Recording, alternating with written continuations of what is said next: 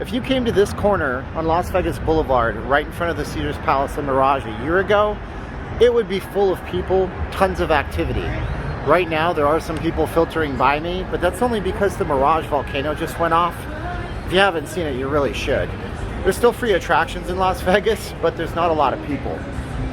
I'm walking down the strip tonight. A lot of folks are going to be around me. This is about the most amount of people you're going to see. My name is Steven, and I am not leaving Las Vegas. Through thick and thin, we've all loved this place. But I think what happens is we come to take things for granted. We took a lot of things for granted. The fact that I have to put up a face mask right now, didn't have to do that a year ago because we don't know what's coming for us. Took that for granted. The fact that you could always hop on a flight, get to Vegas, go see a show, go see a sporting event, took that for granted for a long time too. And I just want to share some thoughts about Las Vegas in 2020 in general for you. What it's like to have been a resident, what it's like to have been here, and maybe share some of the strip at night, or at least what's left of it before we possibly have another shutdown imposed by our governor. Of course, for the health and safety, but even then, it's up for debate in a lot of people's minds whether that's the right thing to do. Look at that. That one rush of people. They were right here in front of the Mirage. Now again, you have pretty much nothing behind us, nothing in front of us. If you guys like this video, you guys like the channel, please like, share, subscribe, hit the bell for future notifications. That would be very, very, very generous and awesome of you. I do live streams. I tried to do it tonight. My live stream failed, and I thought, well, when in Rome, do something Roman. And I was at Caesars Palace when I thought that, so it made a lot of sense. Now I'm at the Mirage, so I'm looking at a Mirage, Las Vegas. If you guys want to support the channel, head on over to the channel memberships. It's right by the subscribe button underneath like and stuff on the page here. You can do that that way. You can go over to Patreon, get early access to videos, vegasfacemask.com. This one here, my wife made. She makes all of them. 2 for $25. You buy one at $25, you get one free. This guy's jacket is super glittery. Ain't it, ain't it? And there's the Mirage. Yeah, so, yeah, 2020 in Vegas. Leave us your comments below. I'm interested to know what you think about all this. We got cool stuff in Vegas, though. Things like street art that you never would see otherwise. I don't know what this is. This is a little child with his dog. It's kind of strange. 2020 in Vegas, what do you think about the state of affairs? What's it been like where you're at? I'm curious to know. Share as much as you want in the comments below, and sound off. Helps the channel out when you share the comments below. I remember the first thing in 2020 I did was I had a very generous, awesome person named Matt down in Florida. He hooked me up with, no, he didn't hook me up with a pass to it. It was another person who I'm not going to say the name of. But he hooked me up with, Matt in Florida is great, by the way. He hooked me up with a pass to the Consumer Electronics Show. And all of a sudden, it's like, look at that. You got a pass around your neck that says legitimate media, like you're local media. And consumer electronics, everything was normal. But I remember at the time that all of this stuff was happening over in halfway around the world, we're not going to say the names of the countries because people are so sensitive to get upset about that. I remember when that happened, I was watching it. I was working in timeshare at the time. And my job was to stop people and try to get them and entice them to go to a timeshare resort. This guy's here is protesting that country I just didn't want to mention. He's protesting that place where all this started. Anyways, I remember watching it like a hawk. It was really, really tough because I'm an overly analytical person. I have anxiety. At the time, I was slamming back 4 or 5 rock stars or Monster energy drinks a day that only kind of amplified the anxiety.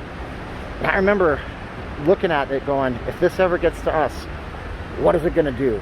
And then Consumer Electronics Show in January, it was a nice little reprieve from the craziness. And by the time February and March rolled around, obviously, we had a bigger problem in our hands. And when the strip shut down in March, it was absolutely surreal. And by that time, between February and March, I went through a lot of changes. Caroline and I went through a lot of changes. The family went through many changes. We moved. I ended up getting another job because the timeshare thing wasn't working for me. Now I sell advertising for a media company out here. And one by one, because I had stopped coming to the strip, one by one, things started to change. First of all, I think it was the Wynn was the first one. They closed down their buffet, and then they closed down their casino. And then you had MGM Resorts International close down the buffets, close down the shows, close down the casinos.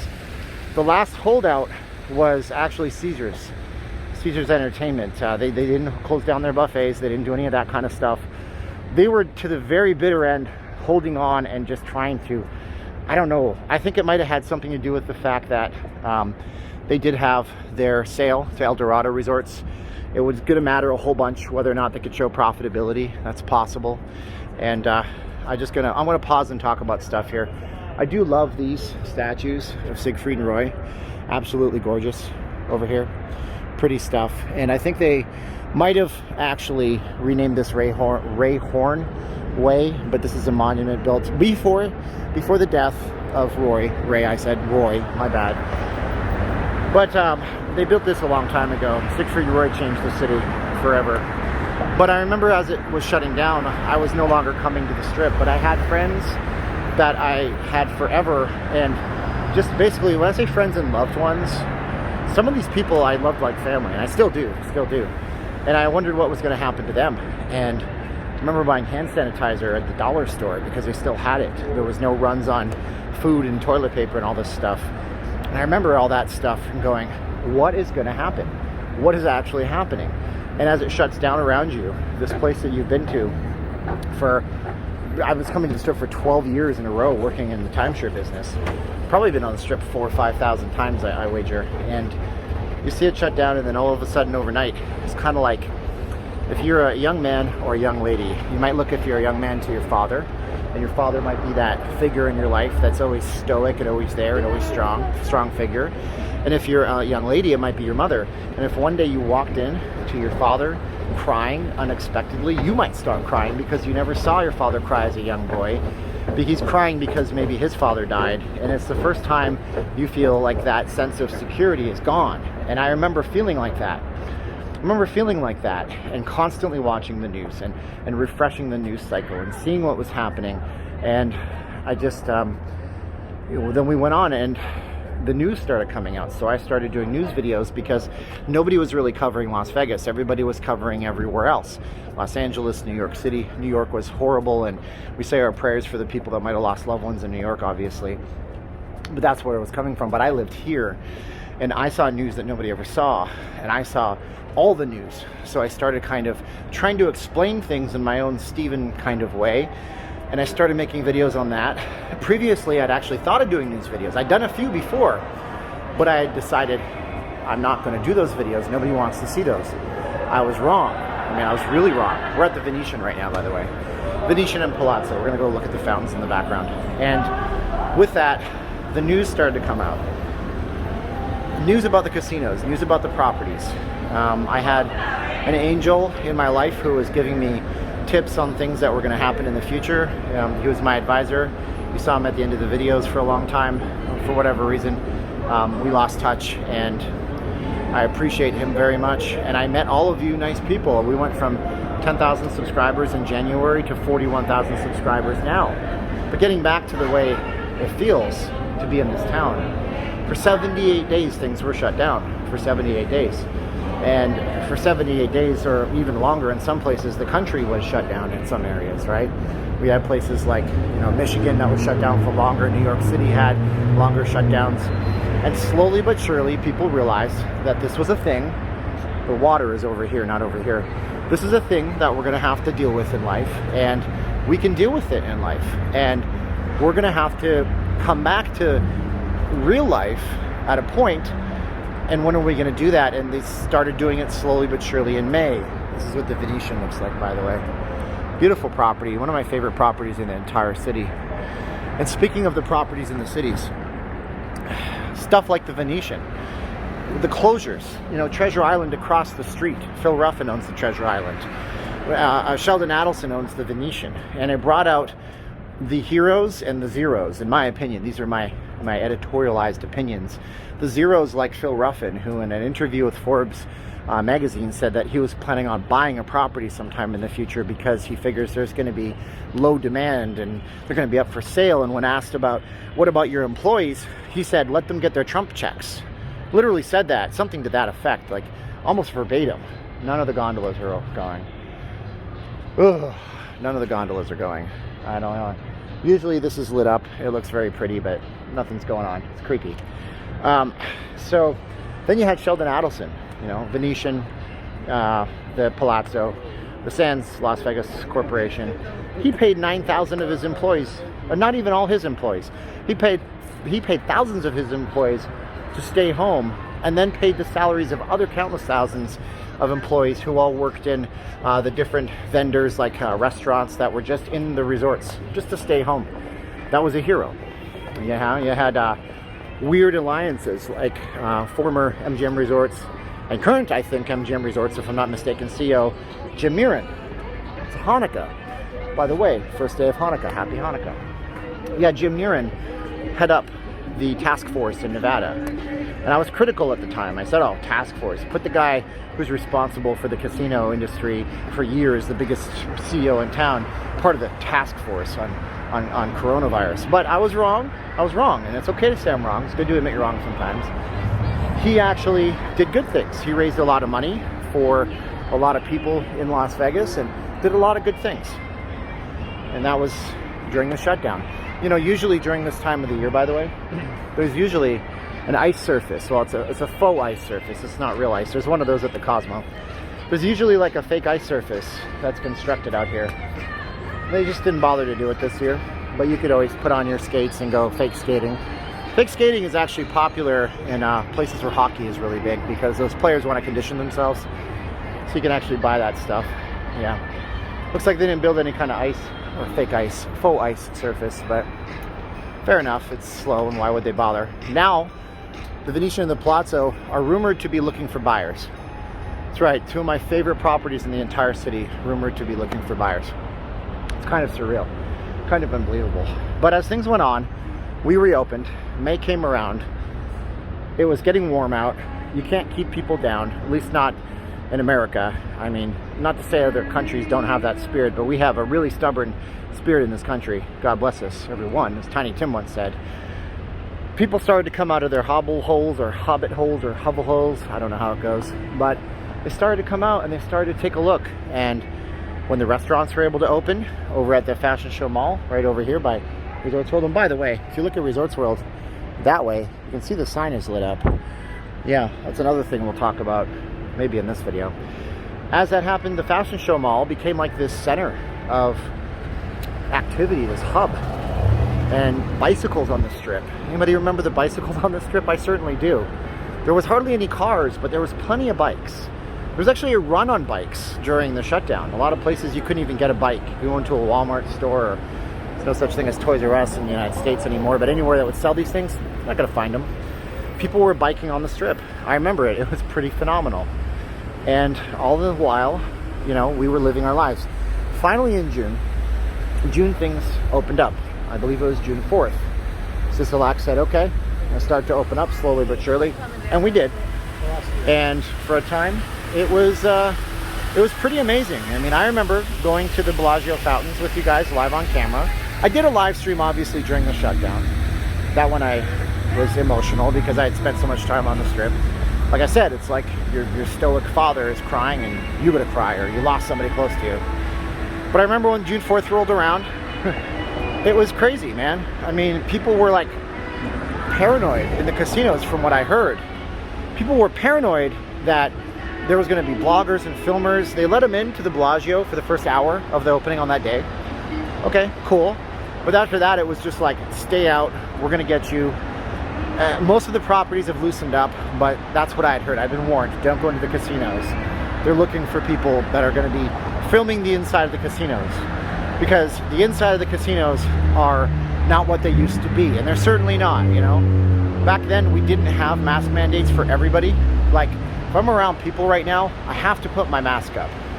By the way, you can get these on VegasFaceMask.com. I know I mentioned that, but they're like 60 designs, and they're beautiful. I have to put my mask up if I'm around people. So I'll have to do that in a few minutes. But back then, no masks for the tourists. Remember, masks don't work. Now they do work, and maybe in a few months they won't. I don't know what's going on with the masks, but it was just weird going through casinos. Hand washing stations in the casinos, you see them on the live streams. I washed my hands over at the Bellagio the other day. You know, stuff like that you never would have seen before. And all the while, the gaming industry and the travel and international tourism industry was thrown into a loop, and this city was hurting.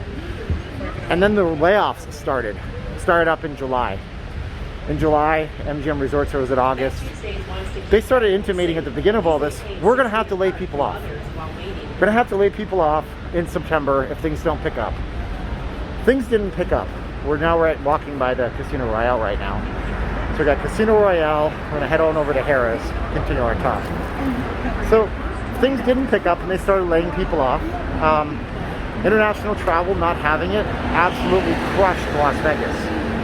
Canadians, one of our biggest travel partners in the world, country I'm from, the true north, strong and free, you know, they're not able to come down. They can fly, but they certainly can't drive, and if they fly, they have to do a 2-week quarantine back home, and unless you work from home, that's pretty much impossible.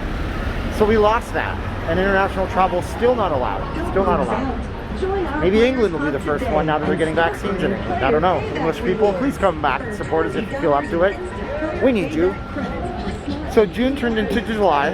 July turned into August. It was hot. It was sweaty. The Strip was open. Slowly but surely, things started coming back. Things that didn't return, live entertainment for a long time. However, at places like the Piano Bar in Harrah's, which you're going to be to in a few minutes, you did start to see live entertainment sneak in. See, they did a sneaky thing, these casinos. They always find a way. It's like water. Water always finds a way to seep through. What's your channel, man? What's your channel? Oh, it's called Not Leaving Las Vegas. I'm not live streaming, bro. You're not live streaming? What's your channel? I'm Superstar. See, He's got a million subs, man. He's got 1 million subs. He's Superstar. Okay. I don't know if that's his name. If he does have 1 million subs, that's good too. Anyways. So yeah, we crept in. The casinos found a way like water finds a way. They managed to... Let's take a look and make sure I'm still recording. That's a good thing. 20 minutes. Holy cow, you guys are going to kill me. The casinos found a way. They started serving food at the bars to make it okay for people to sit around and sit down and do music. And then that went away too. Everything's been changing at such a rapid clip. Look at this. We have all the mascots here. Oh, don't show the showgirls on camera. Not unless you pay them a $5 tip. So now we're getting to where there's people again. See, it comes in spurts. See how dead it was in front of the Venetian? It's usually busy. This area is going to have some people, but inside that building, it's dead as a doornail. And that's been like, that's the thing this year. Right when you think it's okay, it's not okay anymore. You know? Right when you think you're going to be okay, watch out behind you, because there's something coming up behind you. Numbers started to spike. So loud, that music. Numbers began to spike in Nevada, and at one point they were getting quite low. We had close to, at our peak, I think we had 1,400 cases a day, then 2,400 cases a day. And then they mandated masks and things started dropping precipitously down to 124 cases a day. Then it crept up again and again and again. Into November we had 700 cases a day, and now we have 2,500 cases a day. And I don't know where it ends. I don't know where this all ends. This has been the craziest year in anybody's lives. Piano Bar's right there. It's closed obviously because it's a Thursday night and there's not really anybody in town right now. But nobody knows where any of this is going to end. You know, we can make some bold predictions. We can say things like, well, it's going to end when there's a vaccine.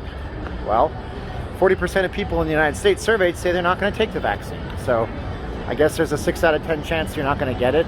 I guess that's the numbers. People say it's going to end when we have herd immunity. Herd immunity, that's interesting. Okay. How long do those antibodies last? How long does that last? I don't know. I'm not an epidemiologist, so I'm not a doctor. You can't tell me something. You can tell me something because I can't tell you nothing. I don't know what it's all about. We're over by the Link right now. Link is always a fun place. Got Guy Fieri's kitchen right here. This place had to close down for a time because somebody in the kitchen tested positive and they have to disinfect the whole thing. So only in Vegas can you hear Outkast right after a 2010 pop song. But we don't know where it's going to end, and I can't tell you where it's going to end. All I know is that in the end of it all, the city will be okay. It'll be okay. Another shutdown will probably happen. It's probably going to happen. And I say that because it's simple math, right? If you have 100 ICU beds and 85 people are taking the beds up, and those 85 people are there predominantly because of something like coronavirus, then you have to close the beds. You have to free the beds up. You have to make the spread stop. How do you make the spread stop? You disinvite all these wonderful people who have been so nice to come here and at least try us out. and at least try to be safe, you disinvite them by shutting it all down. And if that's what happens, that's what happens, I guess. But in the end, like I say, we're gonna be okay. But this year has been trying, it's been tough. And I just wanted to share those thoughts with you. I tried to live stream twice tonight. Both times I couldn't get a connection. The network's bad, the app is bad. Who knows? Live streaming, for the record, it's a modern miracle that we can even do it. The fact that we can bother to do a live stream is something that 10 years ago you never would have even fathomed. 10 years ago, live streams were for, you know, HBO boxing, professional sports, and award ceremonies and news channels. Not for the regular person. But anyways, that being said, keep your eyes on the channel if you like this video. I shared some thoughts with you guys. Okay. All right, I'm gonna walk away because that guy is not pretty happy that I'm filming anywhere at all. That's what you get now in Vegas. I didn't even talk about all the other stuff like the violence that happened. We'll leave that in another video, so make sure you do like, share, subscribe, hit the bell for notifications. If you guys want to support the channel, head on over to Patreon or the channel memberships. We gotta put our mask up right now. We've got some amazing mascots out here. I'll show you as we zoom out. When I say 3, 2, 1, click. Visit VegasFaceMask.com if you guys want to get some awesome masks. Help support the channel and the wife and the family. And look at this, I got Blvd, Groot, and Baby Yoda. So I'll say 3, 2, 1, click. Spin it around. I'll tell you to share this video, and thank you guys again. 3, 2, 1, and click.